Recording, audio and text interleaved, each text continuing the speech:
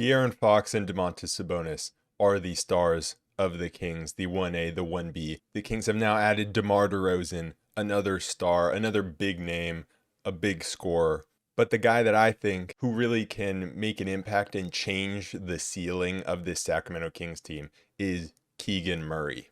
Because just 2 years into the league, Keegan has shown that he can be a very valuable player that impacts winning on both ends of the court. Great defender, great three-point shooter. He grew a lot last season on the defensive end. He became a better scorer. You can compare his numbers to plenty of guys like, Kawhi Leonard, if you want to, at this point of his career. And so really, when you look at the numbers, it's like the sky's the limit. But of course, there have been players that have been, averaging these types of numbers and then they don't really amount to much. But I think what we've seen with Keegan is that no matter what, the floor is he's going to be a very good starting level player that can impact winning. And we don't really know what the ceiling for him is. And that's what is going to be so important for the Kings, determining how far the Kings can go with this roster in this window that they have.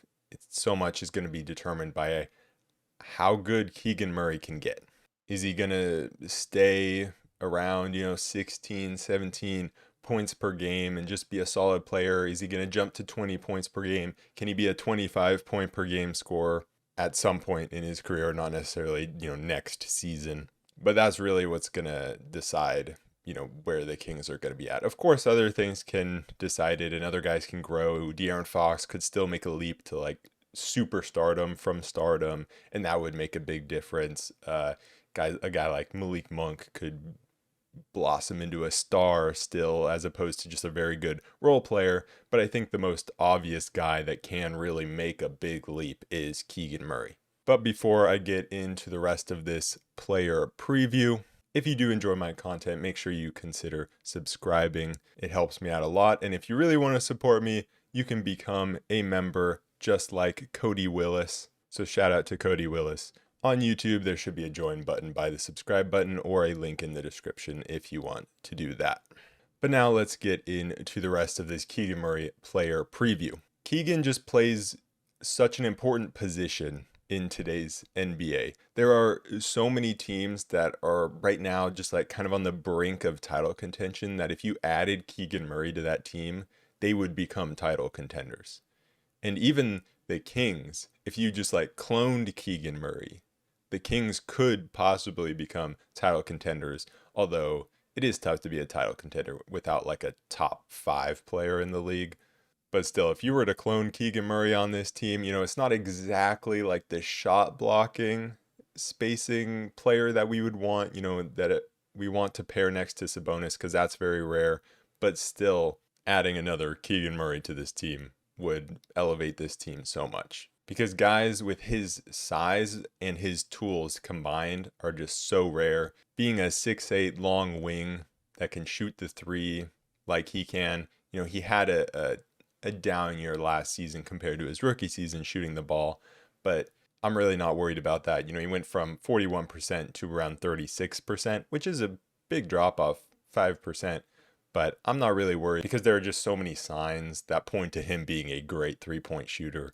We all know he went, 12 for 13 in that Utah game, ended 12 for 15, but at one point he hit 12 of 13 threes. He went off against the Warriors in the play-in game, and he just shoots a very high volume of tough threes. And it's really hard to imagine what this team would be like if the Kings didn't draft Keegan Murray. Because looking back at 2022, obviously there were so many people saying Keegan Murray was the wrong pick.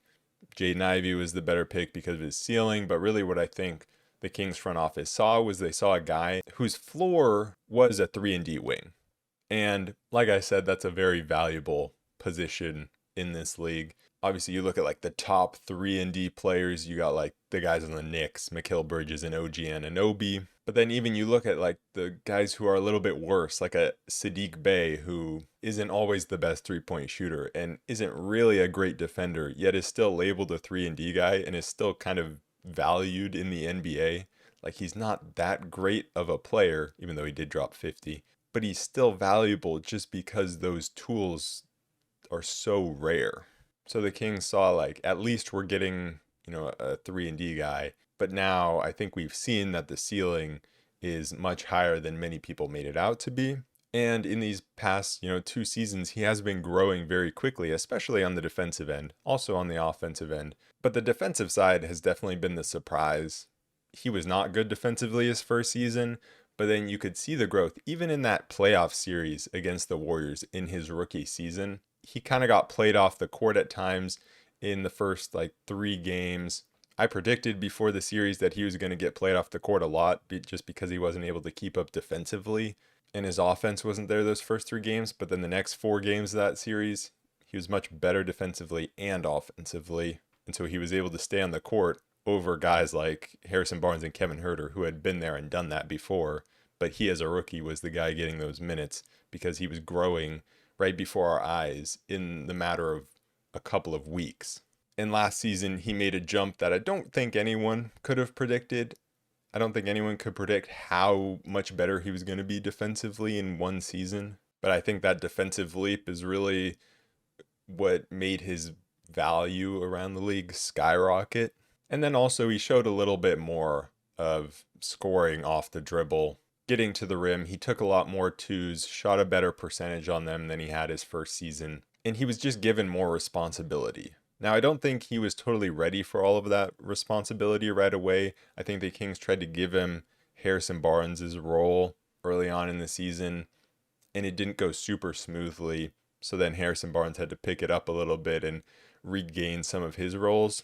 And I think that's why getting DeMar DeRozan is a good thing for Keegan. I've heard some people say they think getting DeMar DeRozan is a bad move for the Kings because it's going to hinder Keegan's growth. Which, for multiple reasons, I think that's really dumb. One, the Kings are trying to win, so it's not really even about a guy growing, but also, it's not like Keegan's going to lose his starting spot. He still is the only 3-and-D wing on this roster. He's going to be playing all the minutes. And if he is ready for a lot of responsibility, then he's going to get that responsibility. And if he's not, then now he's in a more insulated team where he isn't going to be super exposed, but he can still grow within this team. He can do the things that he's good at, and he's still going to get opportunities to be out of his comfort zone, but he's just not going to be forced into constantly being on the ball and having to create things for himself. But I think being with DeMar is a guy that is known for taking young guys under his wing. And I think this is a match made in heaven, just from Keegan learning from DeMar, learning how to score in that mid-range, learning how to get to the rim and draw more fouls, which is something Keegan struggled with. He got a little better this last season, but still he struggles getting to the free throw line. You look at what Keegan learned with Fox. He was going against Fox all the time, and he became a much better defender. And now he gets to go against DeMar all the time, and he's going to learn defensively, but also, I think he's going to learn a lot offensively from DeMar, because DeMar's the type of guy that's going to use his size, use his length to shoot over guys, and that's exactly what Keegan needs to be doing. And we saw that more last season than we did his rookie season. And there were times when he would just rise straight over a guy who was right up in his grill, and he looked unfazed. And so we need more of that going into next season from him. I just think it's ridiculous saying that DeMar is going to hinder Keegan's growth. If Keegan is good enough to be a guy that's more than a catch and shoot shooter, which I think that he is, he's going to show that no matter who's on the team, as long as he's getting the minutes, which he will be. Also, Keegan should just be getting more open looks from 3 with DeMar on the team now. That's just another playmaker along with Fox, Sabonis, Monk. You have DeMar now. There's going to be less times where he's on the court with only one other playmaker, really. He's always going to be out there with multiple guys that are going to be able to get him open looks. And then also when it comes to the fourth quarter and crunch time, that was a time last season where Keegan kind of vanished a lot. And that had a lot to do with just the Kings offense as a whole, grinding to a halt in those clutch time situations. And so for him, I just want to see him shoot the ball with confidence when he's open in those moments late in games when it when the game is on the line, I want to see him shooting with confidence from three. But really, that's more on the Kings as a whole to generate better offense in those situations. And I think they will with DeRozan there. Because when you have DeRozan and Fox, it's going to bend defenses a lot more. And I think they're going to get a lot more movement going. At least I hope so. Obviously, there are going to be moments where either Fox or DeRozan are going to just be going one-on-one, and that's fine. But I do hope you see a little more movement offensively late in games so that you can get guys like Keegan involved, which we didn't see last season. But, obviously I said Keegan's 3-point percentage dropped by 5% last season, and he needs to get those up. Like last season, his rookie season, he's a rookie. He gets cut some slack, right? His second season, he's growing. He's trying to figure things out. It's that kind of sophomore slump. Again, you cut him some slack. Now he's going into his third season as a 24-year-old with the Kings needing to win. Like, okay, now Keegan needs to really perform, and he needs to be able to knock down threes at a higher percentage than he did last season. I think he took tougher shots last season, which is one reason those percentages went down, but he took around the same amount of 3-point attempts, and his overall field goal percentage went up. He took around 3.5 to 4 more 2-point attempts per game. And we saw him getting more comfortable shooting over guys in the mid-range, but also he showed that he does have a floater. It wasn't always perfect, but it looked solid. And then he attacked the rim and tried to dunk on guys a lot. And it worked a good amount of times, but just sometimes he gets caught out because he's not the fastest player, and he would telegraph his moves some. So hopefully he's kind of learned from that. And that's why he really didn't draw fouls a whole lot, is because his moves are so telegraphed and a little slower. You want him to do a little bit of the Harrison Barnes changing of speeds, speeding up, then slowing down, trying to draw that contact. Because he definitely has the size and strength to be able to take that contact and still get a shot up at the rim. I think a good example of him not being the best finisher is really a lot of those moments where he was in transition. And in transition, it looked like he was always a little hesitant, didn't know what to do, would kind of slow down, and then just put up a weak shot at the rim and just get blocked in transition, every time. So he needs to be better in transition, either go to the rim harder to either score or find someone else, or like I said, be able to draw those fouls. So I want to see him get those free throw attempts up. He shot a lot better from the free throw line last season than he did his rookie season, which is good because obviously he's a good shooter. And so we want to see him in the mid 80s in free throw percentage. So yeah, I just want to see him get, 3 free throw attempts per game, because his rookie season he was at 1 attempt per game. Last season he was at 1.6. That'd be great if he could double those free throw attempts and then get that 3-point percentage back up to 38-39%. So I think those are the most important areas for him offensively, or getting that 3-point percentage back up and getting to the free throw line when he attacks the rim. It would be nice to see if he could do some playmaking, but I just don't think that's really necessary for where this team is at right now. On the defensive end, obviously he was really good last season, especially guarding smaller players, which is kind of weird because he's a bit slow-footed, right? But he used his size and length really well. He never really gambled. He would always just stay in front, let the offensive player make a mistake, and he did that really well. But I want to see if he can guard some of the bigger wings, because that's something the Kings need. He struggled against guys with size and strength, and he also struggled to rebound the ball. So those things inside, he wanted to stay on the perimeter with the guards. And I want to see him get inside a little bit, get more rebounds. I watched Chris Murray play, his twin, and Chris Murray is just all over the glass. I mean, he got an insane amount of rebounds against the Kings once. And Keegan is just like the opposite. He's not going to the glass. He was better last season than his rookie season, rebounding the ball, because Mike Brown made a point of it that you need to rebound the ball. But he got 5.5 rebounds per game, and it's okay, you're next to Sabonis, who's going to be getting a lot of those defensive rebounds, especially the uncontested ones.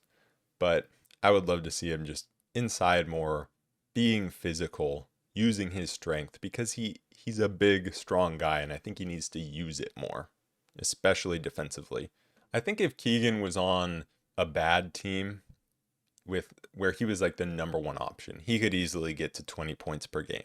But it's going to be interesting. He averaged 15.2 points per game last season. I would love to see that at 17 points per game. I would love a 17.6, 6.5 rebound, 3 free throw attempts per game, 39% from 3. That's what I want to see from Keegan. Just that constant progression, showing that he's getting better on the offensive end, because there may come a time with injuries where he needs to step up more, because Malik Monk and Kevin Huerter went out last season, and Keegan stepped up some games, like against the Warriors in the play-in, and then other games he was quiet, and we needed more from him. We needed him to be on the ball more. So when the team is healthy, we don't need that from him, but hopefully if the team isn't healthy, he is able to step up a little more.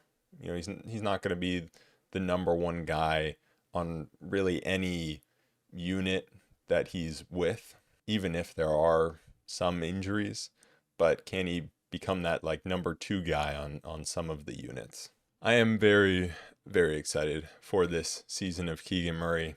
I mean, how can you not love the dude? He's a lovable guy and a very fun player to watch play. His shooting stroke is just so smooth, and I want to see him have kind of a breakout season. Now, it may not be the loudest breakout season because of who he's playing around, but hopefully it's one of those like breakout seasons where if you're watching, you know that this guy has gotten a lot better and is making a huge impact. So anyways, that is it for this episode of the Keegan Murray player preview. Let me know who you want to see next. Right now, I'm between Malik Monk or Kevin Huerter, but if you want to see someone else, let me know. And I will see you guys in the next one. Peace.